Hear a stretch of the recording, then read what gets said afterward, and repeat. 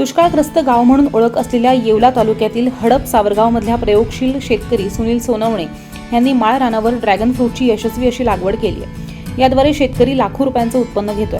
पारंपरिक शेतीला फाटा देत ह्या शेतकऱ्यानं ड्रॅगन फ्रूटची लागवड केली आहे आणि कमी पाण्यामध्ये येणारे हा पीक आहे। त्यामुळे शेतकऱ्यानं माळ रानावरती 2 एकरात ड्रॅगन फ्रूटची शेती फुलवली आहे। आता त्यांना उत्पन्नही सुरू झालंय आणि त्यातनं साधारण 150 रुपये किलो ह्या दरानं ड्रॅगन फ्रूटची विक्री होतीये। त्यांना एका वर्षात सुमारे 3 लाखांपर्यंत उत्पन्नही मिळतंय।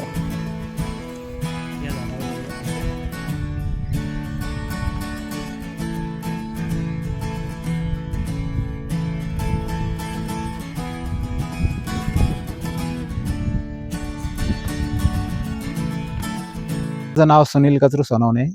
मी हडप सावरगाव येथील शेतकरी असून पारंपरिक शेतीला फाटा देत बंधू ज्या वेळेस आर्मी रिटायर झाले त्यांनी सुचवलं की आपल्याला हे कांदे वांगे कायम तर चालूच आहे, आपल्याला फळबाग इकडे वळणं गरजेचं आहे आणि एकदम कमी पाण्यात फळबाग येणारी म्हणजे फक्त ड्रॅगन फ्रूट। या बागेला उन्हाळ्यात उलट पाण्याची विश्रांती द्यावी लागते।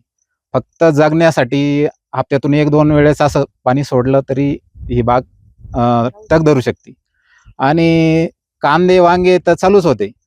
पण बंधूंच्या या संकल्पनेतून पहिल्याच वर्षी आम्हाला फळबागाला लागवड केल्यानंतर 1.5 ते पाऊण 2 लाखाचं उत्पन्न भेटलं आणि ह्या वर्षी एकदम बऱ्यापैकी उत्पन्न म्हणजे 7-8 लाखाच्या घरात आपण जाणार। आता हे जे तुम्ही बघता झाडावर बी फळं चांगल्यापैकी आलेले आहे आणि दुष्काळी भागात एकमेव फळबाग येईल फक्त ड्रॅगन फ्रूट।